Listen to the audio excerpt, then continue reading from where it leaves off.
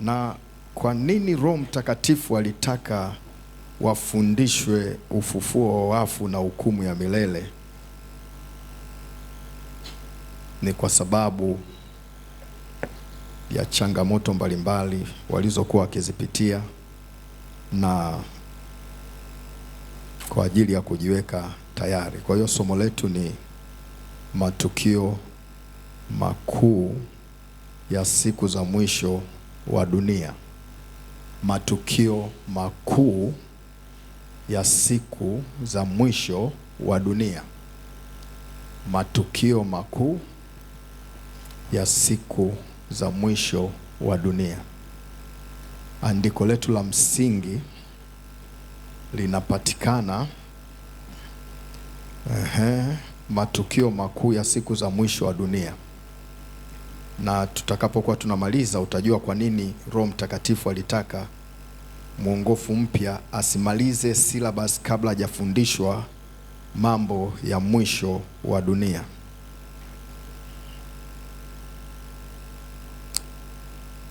Lengo la somo hili ni kujiweka tayari wakati wote. Somo ni matukio makuu ya siku za mwisho wa dunia. Lengo la somo ni kumwezesha mwamini au aliyeokoka kujiweka tayari wakati wote. Ni kumwezesha aliyeokoka kujiweka tayari wakati wote. Lengo la masomo haya ni masomo ya waongofu wapya. Kama hujapata masomo haya, manake ulimiss kwenye syllabus yako.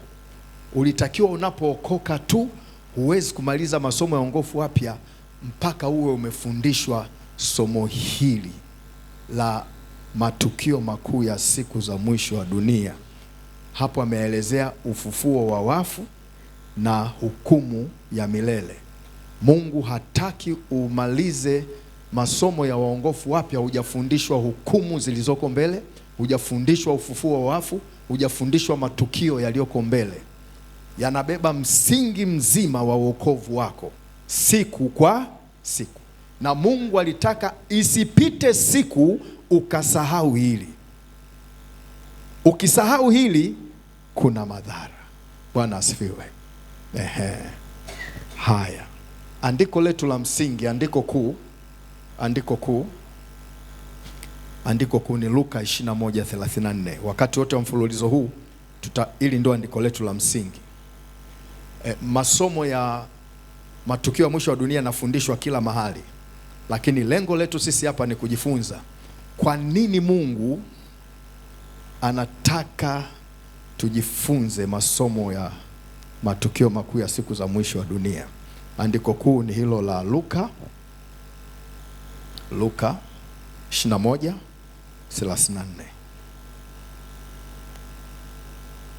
Luka. Sasa kabla tujaenda mbali sana, tutaangalia mambo kadhaa. Jambo la kwanza, nalisoma hilo andiko, lisomwe hilo andiko kwa sauti. Lisomwe. Somaji lisome hilo andiko, liko hapo kwenye nani, lisome kwa sauti. Nasoma. Anasema, basi jiangalieni mioyo yenu isije ikalemewa na sema kulemewa. Sema kulemewa. Kulemewa. Mungu anataka tujifunze masomo haya ili kukuwezesha kujiweka tayari. Malizia hapa wakati wote. Kuwezesha aliyokoka kujiweka tayari wakati wote. Wakati wote uwe tayari. Uwe tayari. Uwe tayari. Uwe tayari. Uwe tayari. Haya ni masomo ambayo ni syllabus ya mwongofu mpya kuanzia. Mungu anataka lazima uwe nayo. Sasa fundisho lake tutaangalia mambo kadhaa hapo. Jambo la kwanza, siku za mwisho zilianza siku ya Pentekoste. Tunapoongelea siku za mwisho lazima tujue swali linaanza, zilianza lini? Andika hapo, zilianza lini? Jibu ni zilianza siku ya Pentekoste.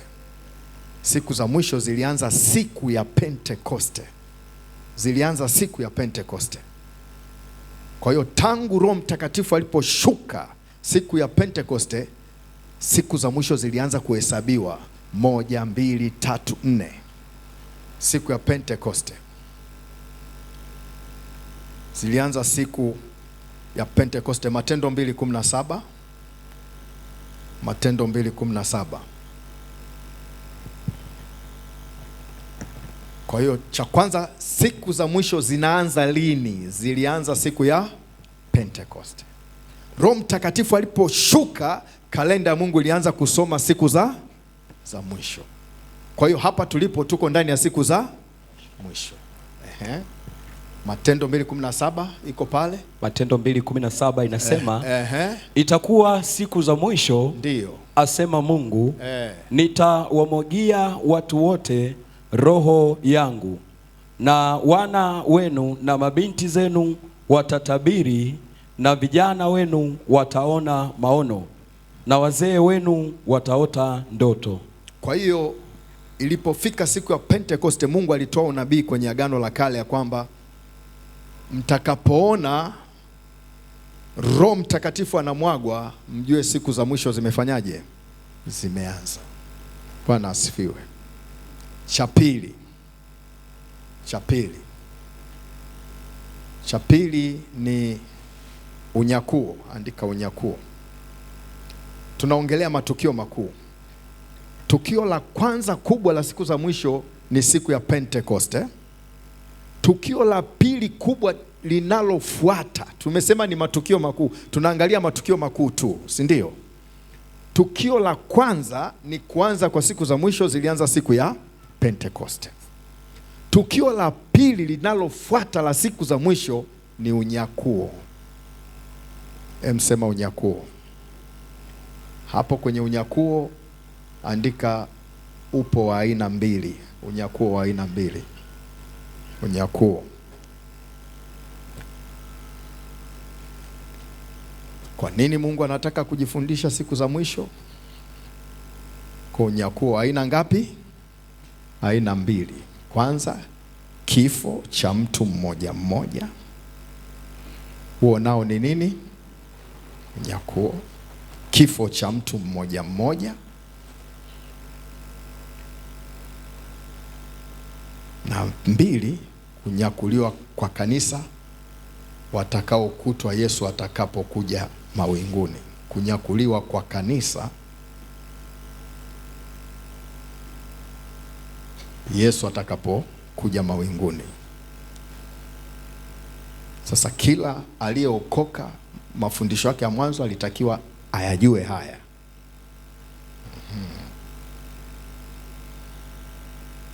Kifo cha mtu mmoja mmoja, Waebrania 9:27. Waebrania 9:27. Waebrania 9:27. Waebrania 9:27, tusome hapo. Waebrania 9:27 inasema, na kama vile watu wanavyowekewa kufa mara moja, na baada ya kufa hukumu. Baada ya kufa nini? Hukumu. Kwa hiyo tukio linalofuata la siku za mwisho baada ya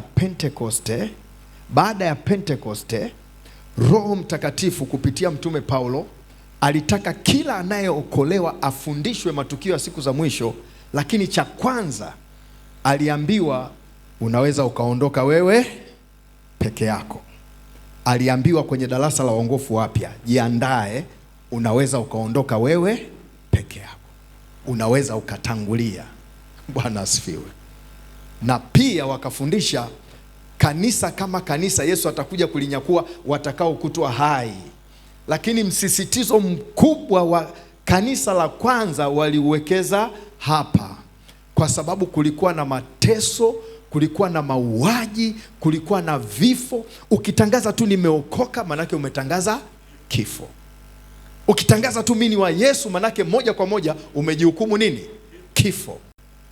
Kwa hiyo Roho Mtakatifu akaona kuna umuhimu wa huyu mwongofu mpya kufundishwa mambo ya siku za mwisho, nini kitaendelea, ili kwanza aweze kujiweka nini tayari wakati wowote litakapomkuta la kumkuta, awe yuko tayari. Lengo lilikuwa ni hilo, na ndipo tunapokuja kwenye andiko letu. Na Yesu alikazia, alisisitizia kwenye andiko hili la Luka 21, anasema mjiangalie. Kwa hiyo mwongofu mpya anaambiwa ujiangalie, usije ukalemewa. Ukilemewa haitakaa vizuri sana kwako, itakuwa mbaya, kwa sababu unatakiwa uwe tayari wakati wote. Bwana asifiwe. Kwa hiyo kuna hii, na hapa pia kuna maandiko yake, mtu yasome hii ya kunyakuliwa kwa kanisa zima. Kwa hiyo tunasubiri matukio makubwa mangapi? La kwanza la mtu, la pili la kanisa zima. Lakini fundisho hili lilimweka Yesu, alitaka mtu ajiandae kibinafsi. Bwana asifiwe. Yaani uwe tayari wakati wote. Maandiko hapo ya kunyakuliwa tuyasome. Kuna Wathesalonika wa kwanza 4, Wathesalonika wa kwanza 4:14 mpaka 18.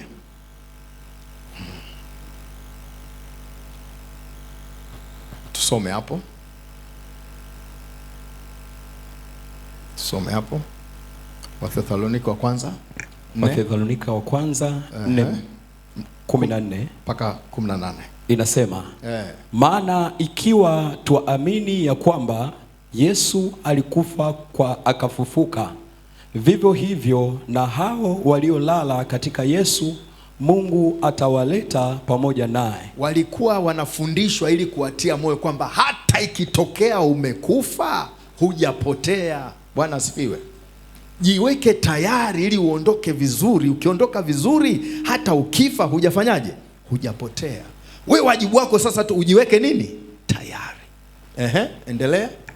Kwa kuwa twawaambieni haya kwa neno la Bwana, kwamba sisi tulio hai.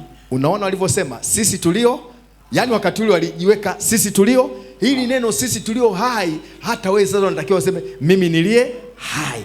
Yani walisema sisi tulio hai, walijiweka tayari kwamba hata akija leo tuko tayari.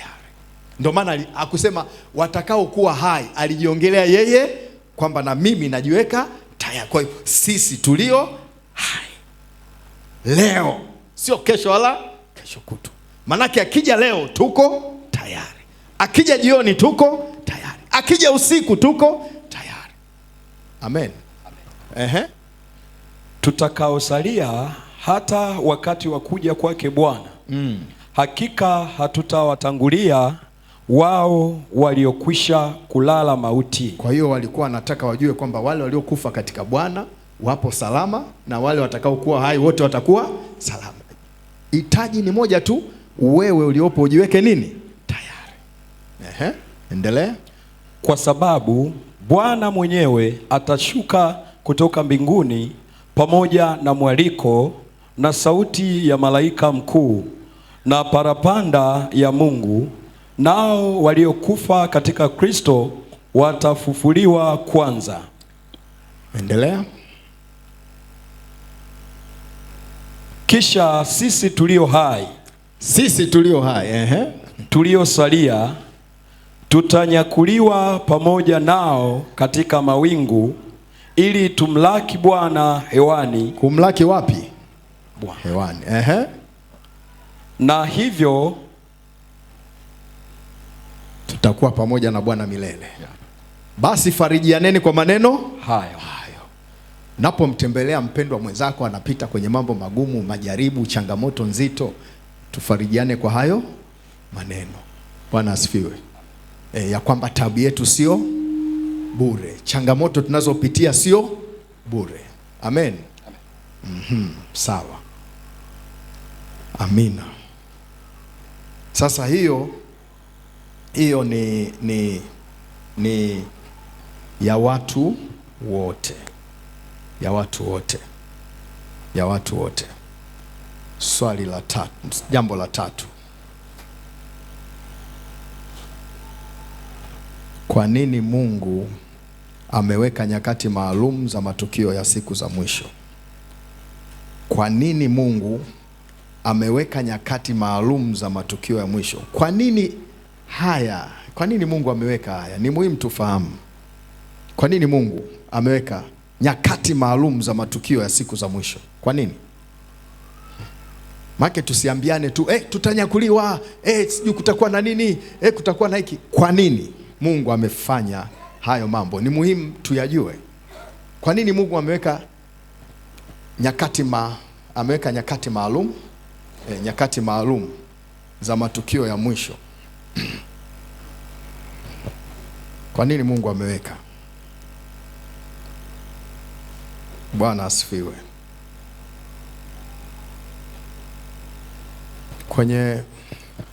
Kuna maeneo matatu Yesu alilia wakati wa huduma yake.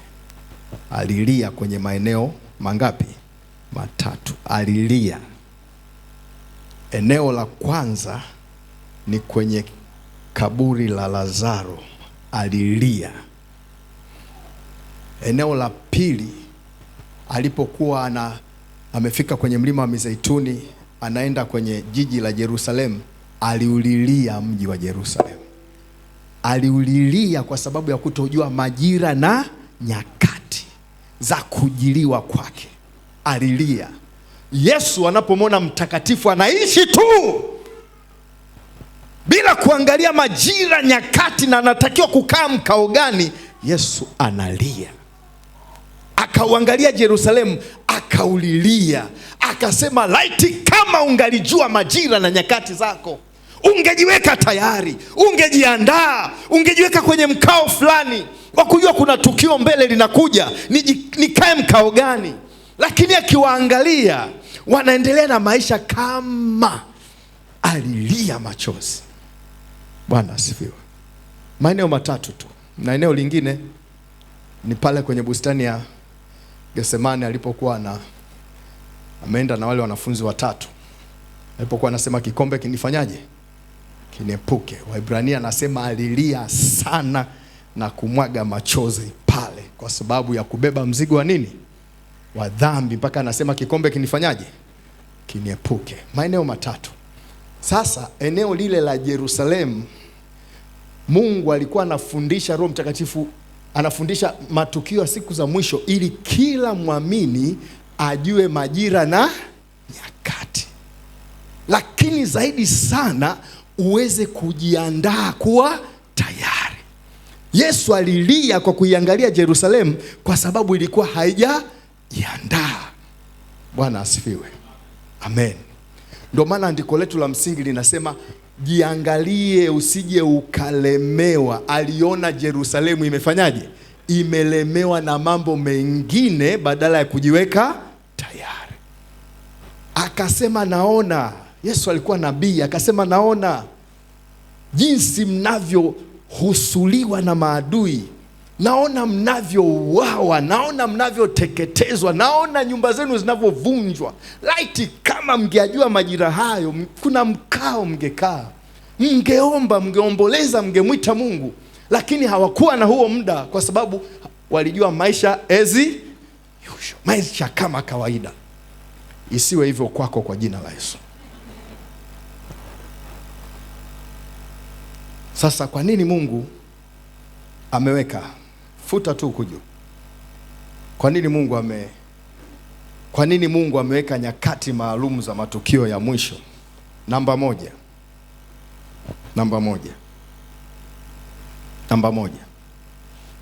Tunaipata kwenye Danieli. Soma Danieli 9:24. Namba moja. Danieli 9:24.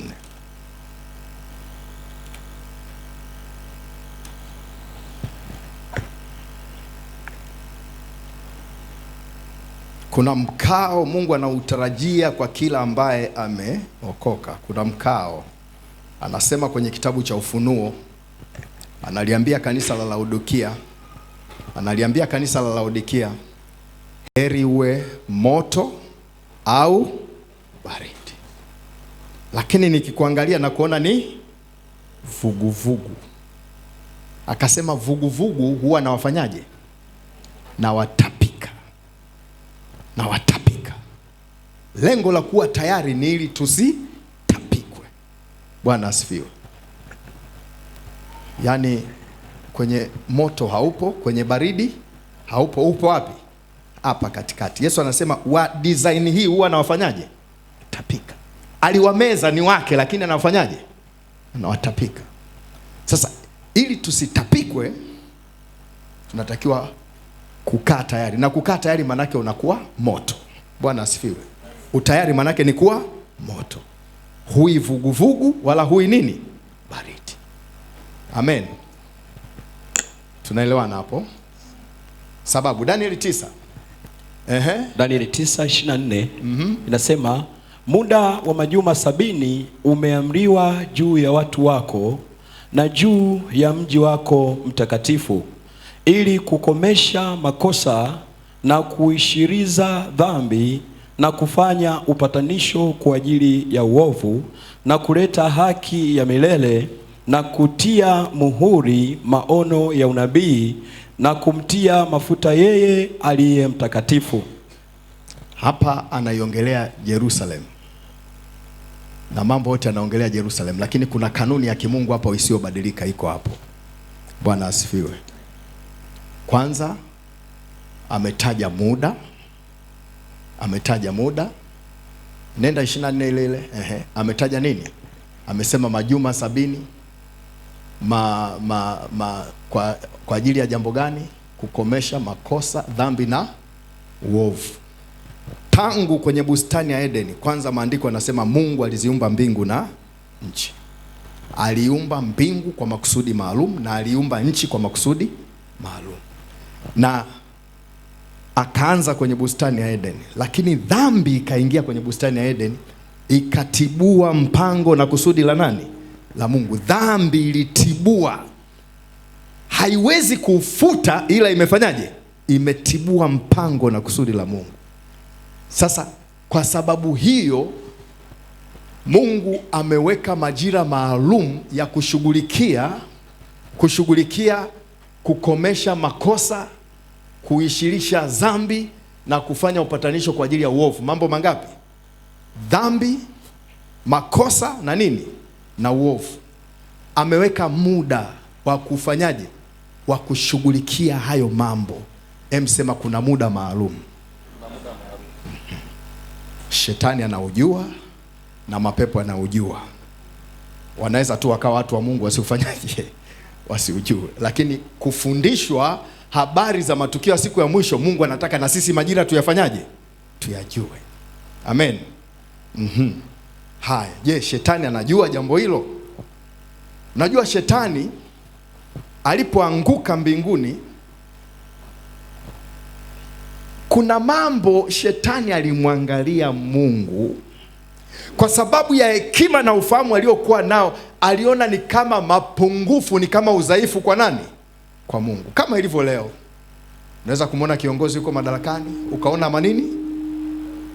Madhaifu na mapungufu. Sasa shetani aliangalia akaona kama kuna madhaifu, kama kuna mapungufu, akataka naye apate nini? Nafasi. Sasa alipoanguka, Mungu alimwambia kwa kosa hilo na kuandalia ziwa la nini? La moto. Lakini nikikutupa leo utaendelea kulaumu kwamba Mungu hajanitendea haki, hajanipa nafasi ya kufanyia yale niliyoyaona. Kwa hiyo Mungu alimpa muda, Bwana asifiwe, wa kufanyia kazi yale aliyoyaona ni nini? Ni madhaifu na mapungufu ya nani? Ya Mungu. Lakini akamwambia kwa kosa lako hili na kuandalia Jehanamu. Wapendwa, Jehanamu haijaandaliwa kwa ajili ya mwanadamu yoyote. Iliandaliwa kwa ajili ya shetani na malaika zake. Na wakapewa nini? Muda. Kaambiwa nakupa muda huu, tumia akili na uwezo wako wote kushughulikia yale uliyoona mimi ni nini? Ni dhaifu. Yashughulikie. Bwana asifiwe. Na ndio mnachokiona kinaendelea duniani. wanaenda huku wanajaribu ubepari, wanaenda huku wanajaribu ukomunisti, wanaenda huku wanajaribu sijui mila na desturi sijui nini. Bwana anasema shughulika. Amen. Lakini wamepewa nini? Muda. Hakuambia siku zote, walipewa muda. Ngoja tuangalie. Fungua, ngoja tuone. Fungua Mathayo 8. Mathayo 8:28 na 29. Mapepo waliujua muda. Mathayo 8:28 na 29, tusome hapo. Mathayo 8:28 na 29 nasema, naye alipofika ng'ambo katika nchi ya Wagerasi, watu wawili wenye pepo walikutana naye, wanatoka makaburini, wakali mno, hata mtu asiweze kuipitia njia ile. 29. Na tazama, wakapiga kelele wakisema, tuna nini nawe, mwana wa Mungu? Je, umekuja kututesa kabla ya muhula wetu? Kabla ya nini? Ya muhula wetu. Kabla ya nini? Mapepo wanajua tuna muda tumepewa, na wanafanya kazi kwa spidi kwa sababu wanajua wana muda fupi. Je, shetani mwenyewe anajua kama ana huo muda? Shetani anajua. Ufunuo 12:12. Shetani mwenyewe anajua. Alafu muulize jirani yako, wewe unajua?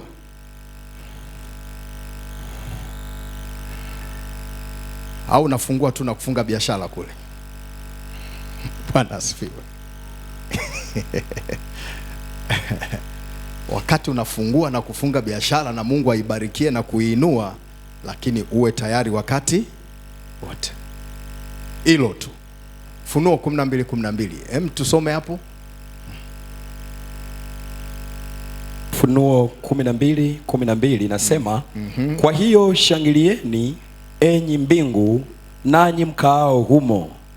Ole wa nchi na bahari, kwa maana yule ibilisi ameshuka kwenu mwenye ghadhabu nyingi, akijua ya kuwa ana wakati mchache tu. Anajua wakati ajui? Anajua. Muulize jirani yako, wewe unajua? Bwana asifiwe. Ndio maana kwenye Luka anatumia neno mtego. Anasema usije ukalemewa ukanasa kama mtego. Mtego unawanasa ndege na wanyama wakiwa hawajajiandaa. Yaani Hamadi tu amefanyaje? Amenasa. Kwa sababu hakufanyaje? Hakujiandaa.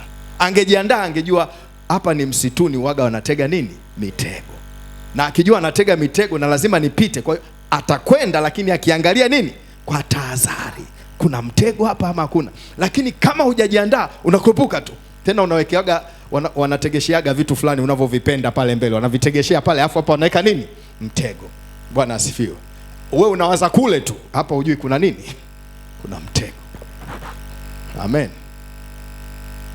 Mapepo yanajua, shetani anajua tuna muda maalum, na sisi anataka tujue, sina miaka 200 duniani. Nina muda maalum. Msema nina muda maalum. Na utumiaje huo muda? Ndio lengo la somo hili. Bwana asifiwe. Na itumiaje siku? Ndio lengo la somo hili. Na itumiaje wiki? Ndio lengo la somo hili. Na utumiaje mwezi? Ndio lengo la somo hili. Tusipoyajua haya, Yesu alilia. Bwana asifiwe.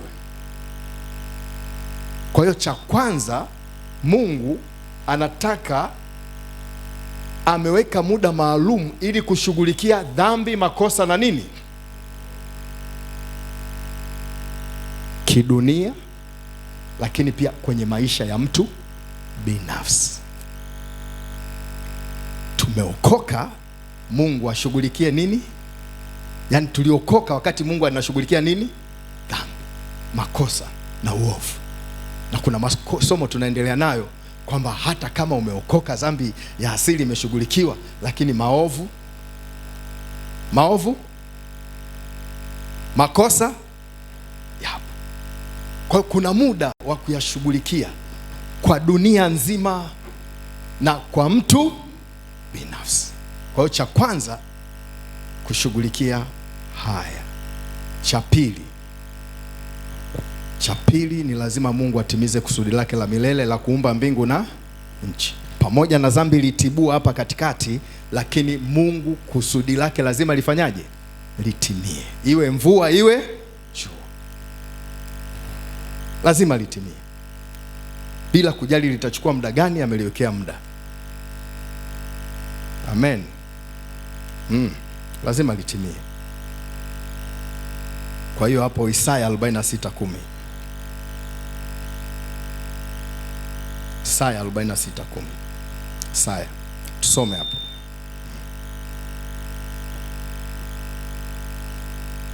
Kwa hiyo tumesoma andiko, Mungu aliweka majuma 70 kwa ajili ya kushughulikia dhambi, kuondoa makosa na uovu, ili kuweka mapenzi yake ya milele na kumtakasa aliye mtakatifu.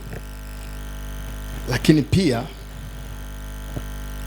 Mungu lazima atimize kusudi lake. Ameweka muda maalumu ili baada ya ule muda atimize kusudi lake la nini? La milele. Amen. Yeah.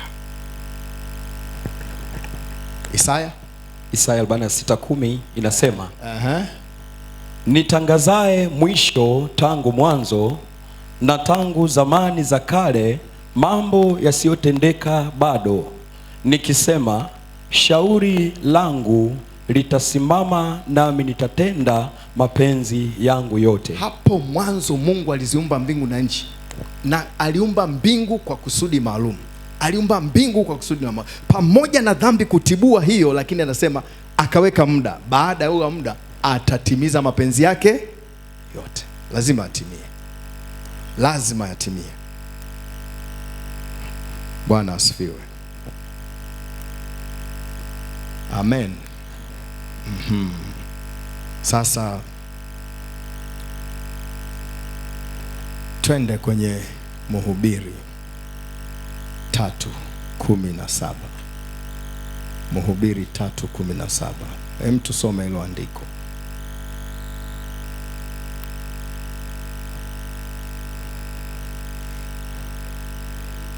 Kwa nini hapo weka kwa nini Mungu atahukumu wenye haki na waovu? Hilo andiko tunashughulikia kwa nini Mungu atawahukumu. Yaani kwa nini hukumu ipo ya wenye haki na waovu? Kwa nini hiyo hukumu ipo? Lazima tujibu swali hilo. Kwa nini hukumu ipo? Kwa nini hukumu ipo? Kwa nini hukumu ipo? Pamoja na Mungu kuweka majira na wakati ya kushughulikia mapenzi yake, kufuta dhambi na mambo mengine, lakini itafuata nini? Hukumu. Hem, sema hukumu. Kwa Mungu anataka tujiweke tayari, tukijua mbele yetu kuna nini? Kuna hukumu. Kwa hiyo kwanza kuna unyakuo, unaweza kuondoka wakati, lakini pili kuna nini? Kuna hukumu. Kwa Mungu anamtaka kila mtakatifu akae mkao fulani, akijua mbele kuna unyakuo, mbele kuna nini? Kuna hukumu. Haya, soma Mhubiri 3:17. Mhubiri 3:17 inasema, nikasema moyoni mwangu, Mungu atawahukumu wenye haki na wasio haki. Kama sisi tumeokoka na ni wenye haki, hukumu ipo. Yule asiyemcha Mungu, hukumu ipo. Kwa nini hizo hukumu zipo? Endelea pale. Kwa kuwa kuna wakati huko kwa kila kusudi na kwa kila kazi. Ni pepeni. Kila kitu alichoumba Mungu alikiumba moja nini? Kila kitu unachokiona kina nini? Kina kusudi. Halafu namba 2 kuna kazi. Malizia pale, za kutimiza hilo kusudi. Kazi maalum za kutimiza hilo, kazi za kutimiza hizo kusudi. Anasema kuna wakati huko kwa kila kusudi na kwa kila kazi.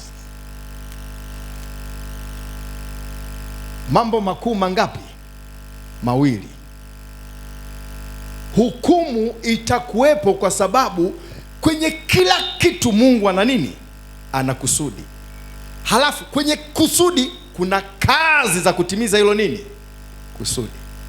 Kwa hiyo atamchukua mwovu hukumuni. Imesema Waebrania 9:10, Waebrania 9:27 inasema kila mtu ameandikiwa kufa mara moja, na baada ya kufa nini? Hukumu. Hukumu ya kitu gani? Sema ya Bwana asifiwe. Kwa hiyo mwovu anakufa, akifa tu hukumu inakuja. Kuna kusudi nilikupeleka wapi? Duniani. Umelitimiza? Bwana asifiwe. Kuna kazi ulitakiwa kufanya kutimiza hilo kusudi. Umezifanya? Bwana asifiwe. Amen. Amen. Kwa hiyo huyu anasema atahukumu waovu na wenye haki, kwa sababu hakuna cha bahati mbaya. Hata kama nizaliwa uchochoroni, gizani, kwenye migomba, sikuja kwa bahati mbaya. Nimekuja na nini? Na kusudi. Na sio na kusudi, na kazi za kutimiza hilo nini? Kusudi. Ndio maana Mungu atahukumu. Alipomuumba Shetani, Lucifer, alimuumba kwa kusudi na kazi za kutimiza hilo kusudi. Atamleta hukumuni kumuuliza, nilikuumba kwa kazi hii, nilikuumba kwa kusudi hili. Je, nini kimetokea? Bwana asifiwe. Safi kabisa. Hakuna aliyezaliwa kwa bahati mbaya. Mwambie jirani yako, hakuna aliyezaliwa kwa, hujazaliwa kwa bahati mbaya. Mwambie hujazaliwa kwa bahati mbaya. Ila usimulize alizaliwa wapi na ilikuwaje. Hiyo usimulize. Anza kuulizana hapo, ulizaliwa wapi na ikawaje, tena huo mtihani mgumu sana. Bwana asifiwe. Mtihani mgumu sana. Kuna aliyezaliwa kwa bahati mbaya. Umezaliwa na nini? Na kazi za kutimiza nini? Kusudi. Asiyeokoka, kwa asiyeokoka, kusudi la kwanza kwake la Mungu ni kufanyaje? Kwa asiyeokoka, kusudi la kwanza kwake ni afanyaje? Aha. Kwa hiyo akifa, swali la kwanza, ilitokea dhambi, nikaleta msaada, je, umeutumia? Kwa hiyo asiyeokoka, kusudi lake la kwanza nifanyaje? Aokoke. Haya, na wewe umeokoka na mimi nimeokoka. Kwa kuokoka kwetu pia liko nini? Kusudi. Na ziko nini? Kazi. Na wengine wamekimbia Vikindu hapa Jumamosi. Wamekimbia nini? Wamekimbia kazi. Yaani wameokoka kwa kusudi, wameokoka kwa kazi, wanakimbia nini? Kazi. Sasa sijui ukifika hivi watauliza, ulikuwa unapaa mawinguni au nini? Kazi zenyewe zinazoongelea ni hizi tunazoziona hapa. Kufyeka pale nyuma. Kwa sababu Mungu hata kupa wewe uongoze watu 10,000 wakati kufyeka hujafanyaje? Kudeki choo hujafanyaje? Kusafisha kanisa hujafanyaje? Kufuta viti hujafanyaje? Hakupi ngo ama ujiweke. Maana kuna kujiweka. Kujiweka. Kuna mtu anajitangaza kuanzia leo, mimi ni International Bishop of International Church. Sawa? Utakutana na bishop mkuu, Yesu atakuuliza, wewe aliyekupa bishop nani? Sijui utasema mjomba. Bwana asifiwe. Maana kuna kuwekwa na kujiweka. Kuna kuitwa na kujiita. Ni mambo mawili tofauti. Kuna kusudi na kazi. Kwenye bustani ya Edeni, sasa kwa kusema ujiweke tayari kwa mambo ya siku za mwisho, sio maana yake ndio uache kufanya kazi. Maana wengine masomo haya ndio alihamia kanisani, anajifunza kupiga gitaa asubuhi mpaka jioni. Ushindwe. Muuliza nini? Unamtafuta Bwana, unajiweka tayari. Pokea akili za Bwana kwa jina la Yesu. Maana za kwako zishakwama tayari.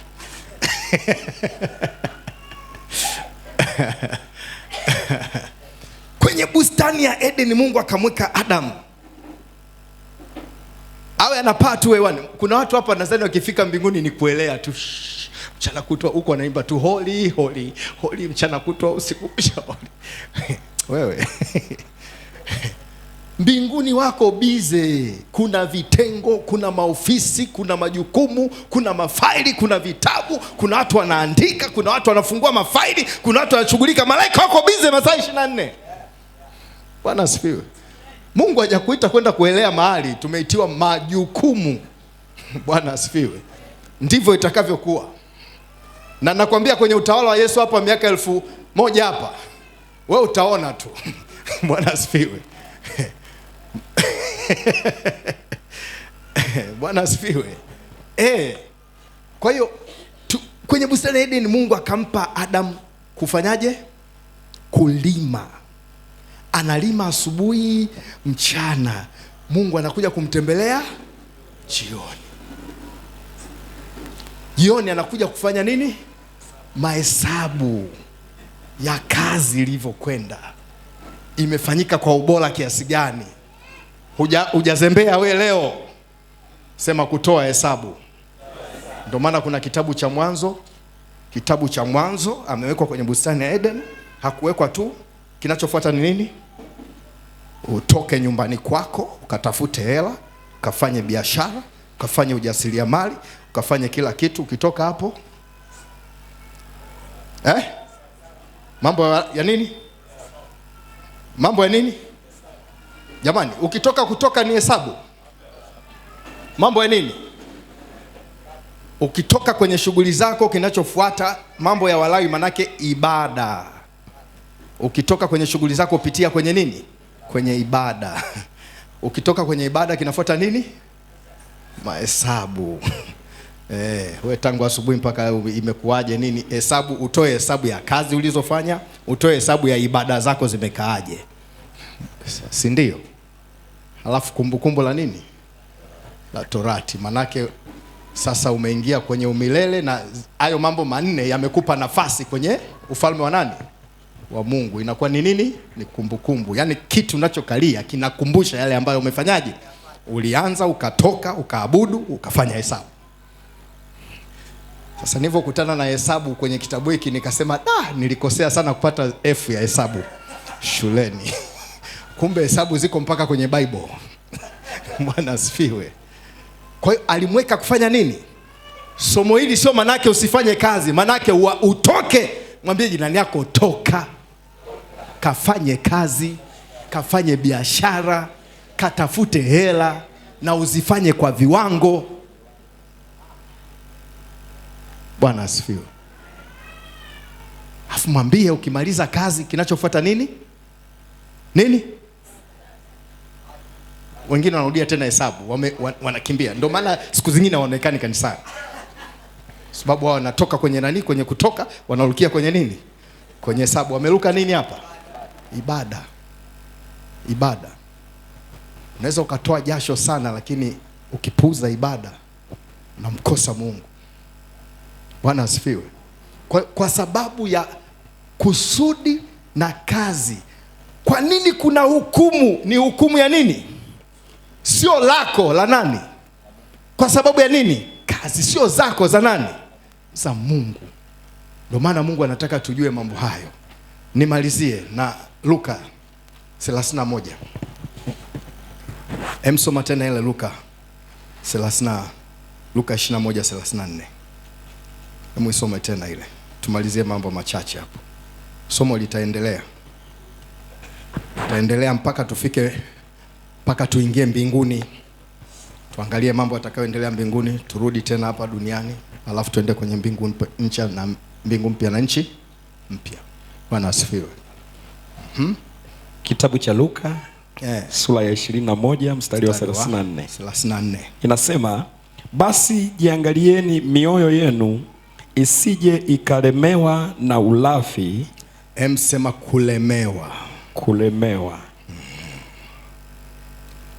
Ni moyo wa mtu aliyeokoka ambao umekuwa mzito kiasi cha kwamba kuyapambanua mambo ya kiroho inakuwa ni ngumu. Yaani kujua mambo ya ibada, utoaji, neno, yani kwake ni mzigo mzito. Melemewa na mambo mengine. Anasema ujiangalie usilemewe. Kwa sababu ukilemewa utanasa kwenye nini?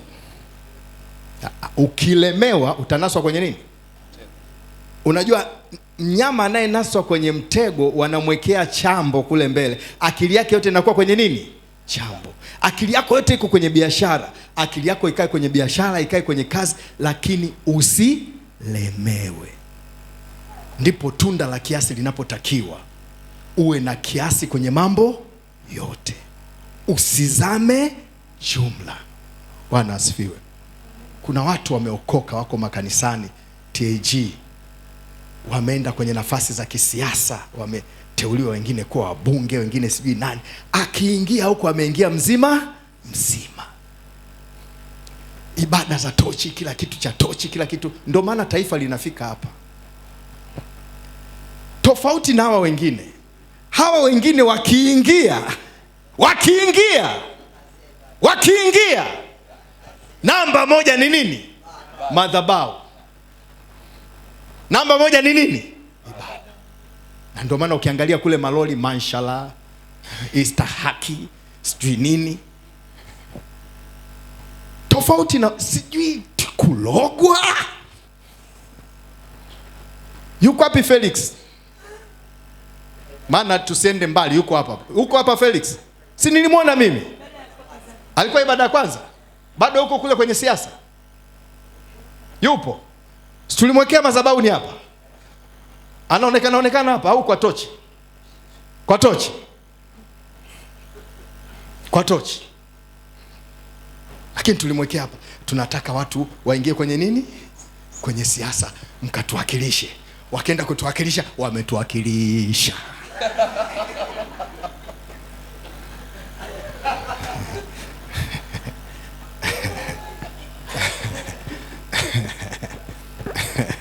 Bwana asifiwe.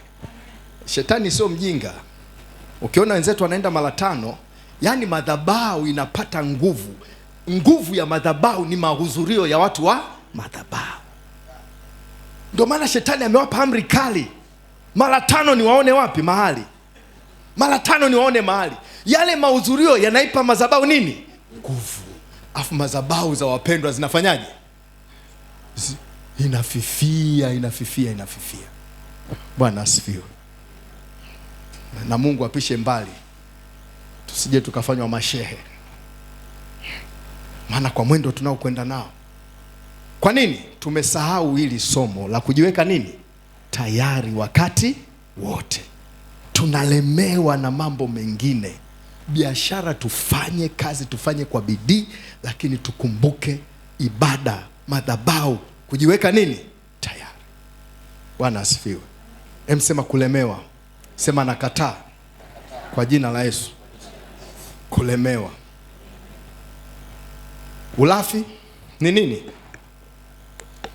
Hii nauliza huko. Ulafi ni nini? Ulafi ni nini? Nimesikia tamaa. Tamaa yenyewe sio ya kawaida. Tuambiane ulafi ni nini? Nimesikia tamaa. Pastor anasema kula kupitiliza. Kula sana, kushiba kupitiliza. Paka unabeua tu.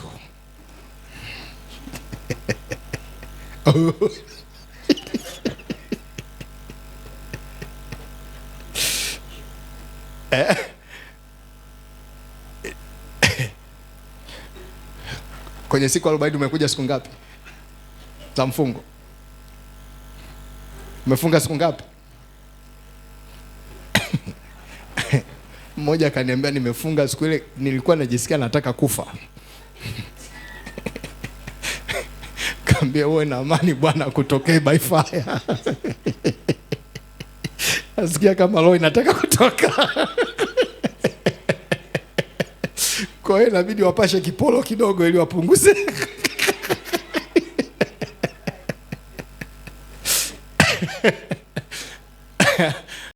Bwana asifiwe.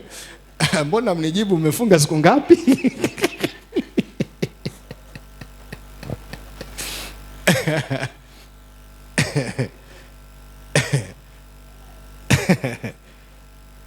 Ungejua jinsi waganga wa kienyeji wanavyofunga na wachawi na washirikina, ungejituni mahali fulani. Jamaa wanapiga mfungo sio hapa. Kwenye Bible wale sijui wangapi wakasema 40. Wakasema atuli wala atunyi hata kama itatugharimu mwezi mzima mpaka tuue mtu. Sasa wakikupania, najiuliza sasa ndio wamekupania wewe wakuu. Hapo anasema atuli atunywi mpaka afe. Yaani mpaka afe. Bwana asifiwe.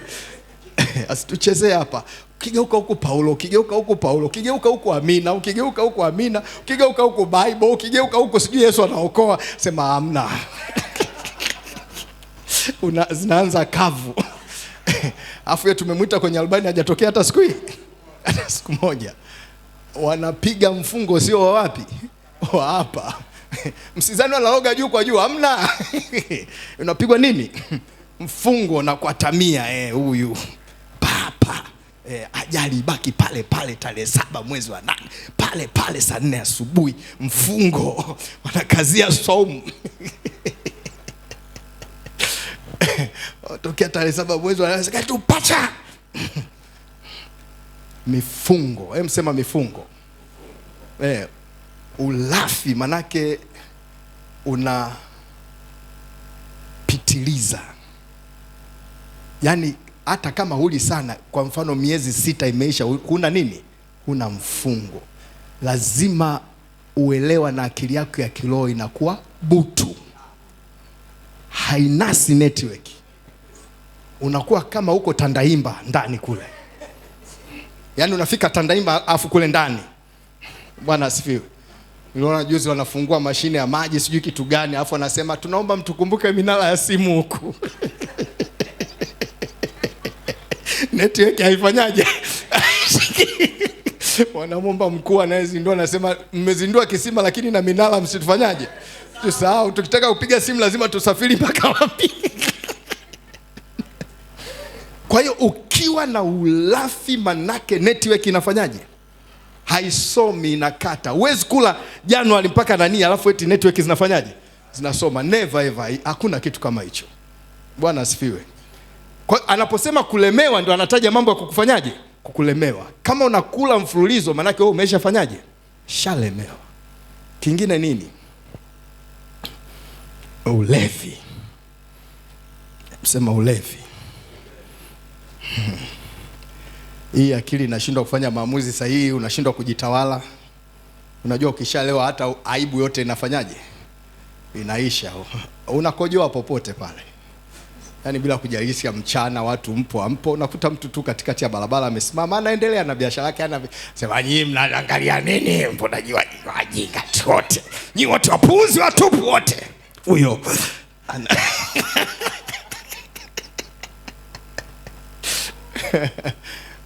Asifiwe. Kwa hiyo usilewe mambo ya ulimwengu mpaka ukashindwa kudesign, kuyapambanua mambo ya nini?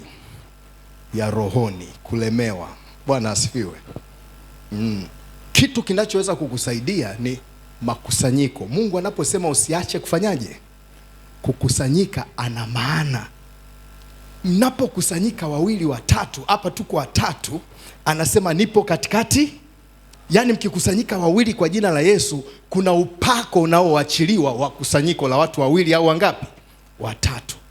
Hajasema nitakuwa, kuna maandiko mengine nitakuwa pamoja nawe, lakini kwenye 2 3 anasema nipo hapo hapo.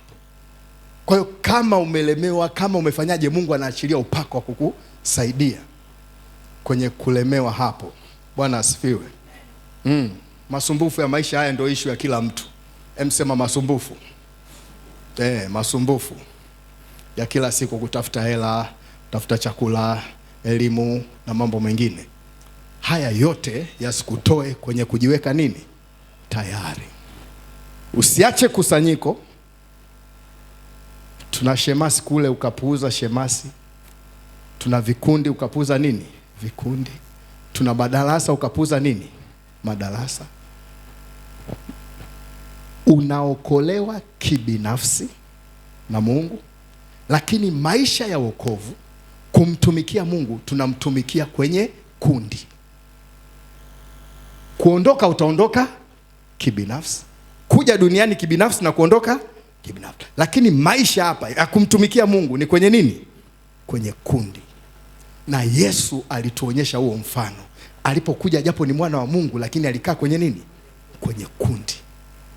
Yuda akawa na jambo lake la private ambalo hakuwa tayari kulishirikisha kundi wala Yesu. Kivyake akachomoka kwenye nini?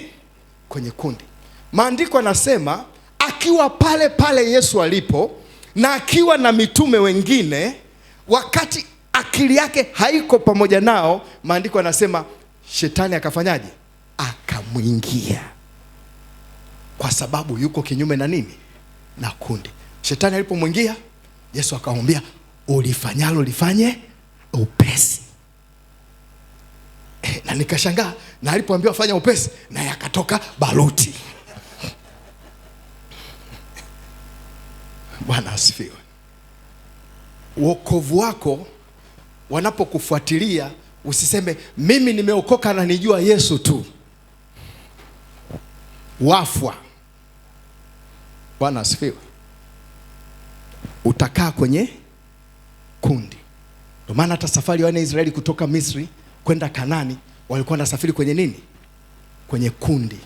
Ukiangalia mikao yao walipokuwa nakaa ile hema ya kukutania pale, walikuwa nakaa kabila kwa kabila, ukoo kwa ukoo, familia kwa familia. Na hata Kola na wale wengine wanapoteketezwa, wanateketezwa familia nzima, kwa sababu wanakaa kwenye nini? Kwenye vikundi. Hata wakisafiri utaona kundi kubwa, lakini sio kundi kubwa. Wanasafiri kinini? Kifamilia, kiukoo, kikabila.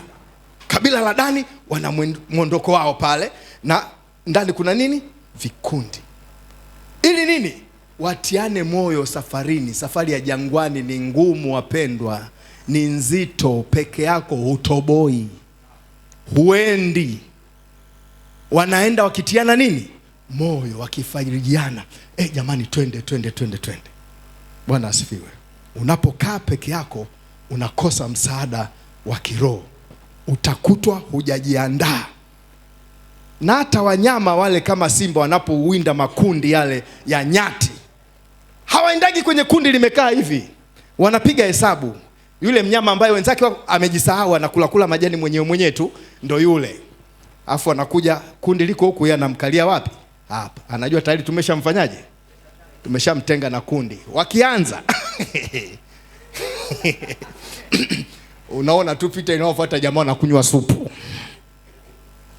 Bwana asifiwe. Haya ni mafunzo tu tunayojifunza kwenye mambo ya kawaida ya maisha ya nini? Ya kawaida tu. Jina la Bwana libarikiwe. Amina. Mungu aibariki biashara yako, Mungu abariki kazi yako, Mungu abariki maono yako, Mungu akuinue kwenye ndoto zako, uzipambanie na zibarikiwe.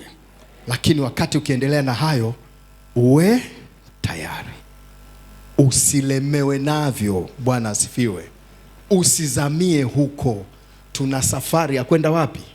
Mbinguni. Safari hii ni ndefu, ni ngumu, sio nyepesi. Anasema mlango ni mwembamba, njia imefanyaje? Imesonga. Upiti na mizigo mingi. Eti mtu na makolokocho sijui ya nini, upiti. Inabidi ufike mahali vingine uvifanyaje? Uviache, ili uweze kufanyaje? Kupita kwenye njia. Na hiyo njia unapita kwa kutiana nini? Kwa kutiana moyo. Narudia tena, Lutu hakufika kwa sababu alikuwa peke yake. Lakini mke wa nani? Mke wa Lutu. Lakini Lutu na wale mabinti walifika kwa sababu walikuwa wanakwenda pamoja. Bwana asifiwe. Simama pale ulipo. Tutaendelea. Tutakwenda kwenye unyakuo. Tutakwenda kwenye hukumu, kiti cha bema. tutakwenda mpaka kule kwenye mbingu mpya na nchi mpya. Jambo moja ambalo maandiko yanasema kwenye Waebrania, Yesu alistahimili magumu kwa sababu ya furaha iliyowekwa wapi? Mbele yake. Huwezi kustahimili mambo haya tu hivi hivi. Kina Paulo anasema na kubali yote, lakini anasema nimewekewa taji ya nini? Taji ya haki. Nimewekewa thawabu. Lazima kuna vitu ukimkuta mwanafunzi wa chuo kikuu anapambana usiku na mchana, anaweka maji kwenye ndoo, kuna kitu amekifanyaje? Amekiona mbele. Ameona nini? Ameona cheti. Ameona amefaulu cheti. Ameona kwa cheti hicho anatoboa kwenye maeneo mengine. Anasema ngoja nipambane leo. Kwa lazima uone mbele. Kuna nini mbele yako kiroho?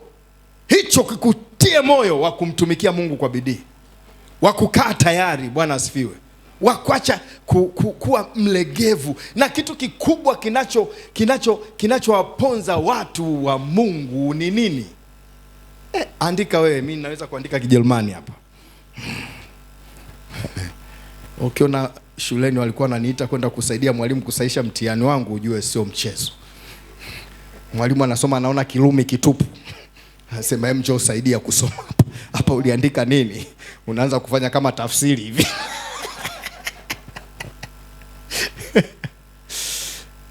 Andika uvivu, ulegevu. Ni mambo mangapi? La kwanza, la pili, basi. Ukitoboa kwenye mambo hayo basi. Bwana asifiwe. Kwa nini hajaenda Vikindu?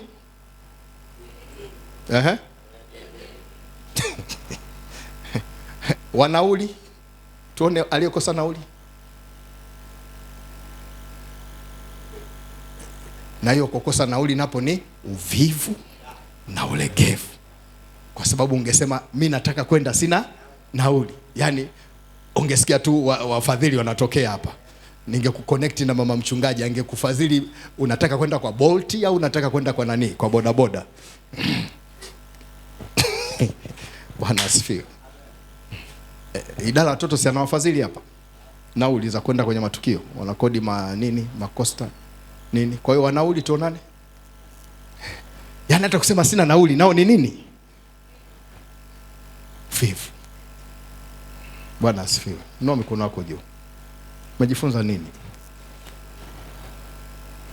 Umejifunza nini?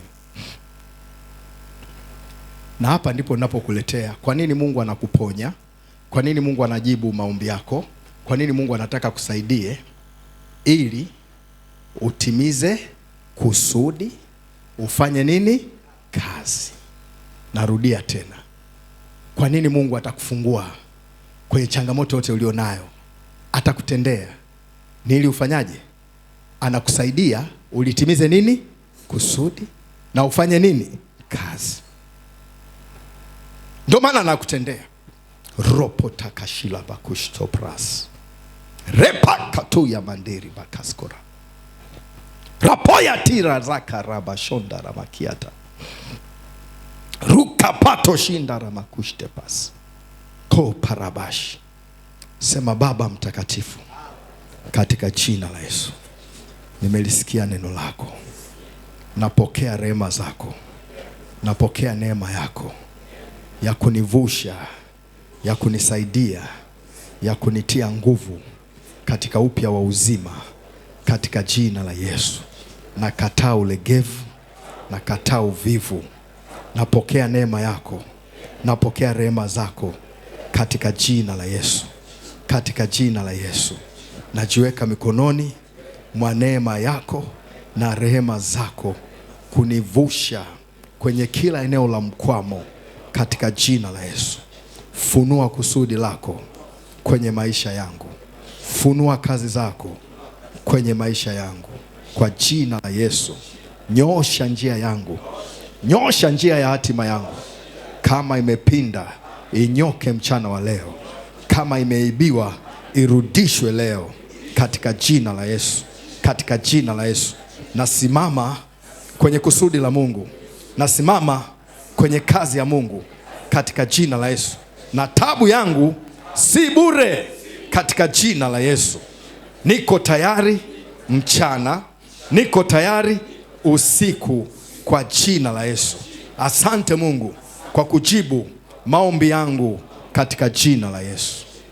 Funika macho yako. Uko hapa hujampa Yesu maisha. Uko hapa mahusiano yako na Mungu hayajakaa vizuri, hayako sawa kwa namna fulani, kuna mambo yamekuelemea. Ninakupa nafasi hii, Mungu akusaidie. Shusha mikono yako. Kama uko namna hiyo, nyosha mkono juu. Nataka Mungu akusaidie. Mahusiano yako na Mungu hajakaa vizuri sana, yamelemewa na mambo, labda kazi, vitu vingine. Nakupa nafasi ya kupita hapa mbele. Mungu akupe msaada wa ziada. Kupa nafasi ya kupita hapa mbele. Kama upo, pita hapa mbele. Pita hapa mbele. Mungu akupe msaada. Neema kwa lugha nyingine ni msaada wa kiungu wa kukusaidia. Ni kustahilisha usipostahili, lakini pia ni msaada wa Mungu wa kumsaidia mtu ambaye amekwama mahali hawezi. Rapa konda rabashika. Nahitaji maombezi kwenye eneo lolote, pia pita hapa mbele. Mtumishi wa Mungu wako hapa madhabahuni kwa ajili yako. Pita hapa mbele. Karibu, karibu watumishi. Nahitaji maombi, unahitaji, pita hapa mbele. Mtumishi wa Mungu wako hapa kwa ajili yako. Wapo hapa kwa ajili yako. Renda makusha paradosh. Rinda mokapaya dori kapaseta rabakushi. Kopara bakush toporia mandaya bakasketa. Karibu na watumishi, muendelee. Karibu mbele. Uko msaada wa Mungu sasa hivi hapa kwa ajili yako. Uko msaada wa Mungu hapa sasa hivi kwa ajili yako. Sasa hivi hapa upo kwa ajili yako. Ni wewe tu. Ni wewe tu. Ringa mota parego sapra hazokati. Repata kashoro mondia rabahisketa. Rapota ya bakari bashi. Na usikae kimya kule, nena kwa lugha. Nena kwa lugha. Mungu aendelee kukuhudumia pale ulipo. Mungu aendelee kukuhudumia pale ulipo. Nena kwa lugha. Nena kwa lugha. Rando shala parakasa karabashi. Rika mopandika pakuria bahando rebasha koroboshi. Rando bataya rabasika rabakushto poska rabashika.